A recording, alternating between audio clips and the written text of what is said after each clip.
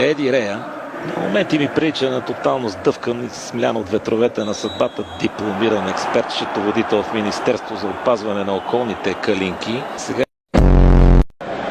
Винаги изглежда някак малко смутен, прилича на застаряващ граф, който не се решава да покани на танц красавицата на бала.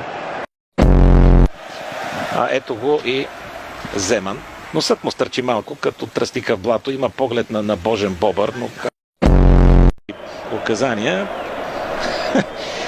Малко ми прилича на сдухан заможен за потехник, женен за грозница, която спира движението по площад Батенберг, докато отива за белети при племеницата си.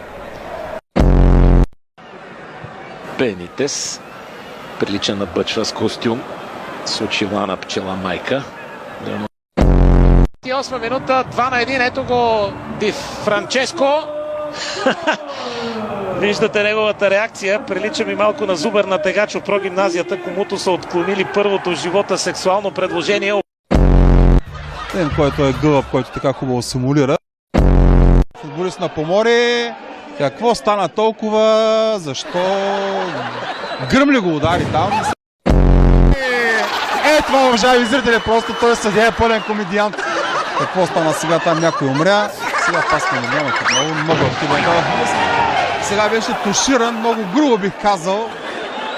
Съдията маха сред всички като лебедче.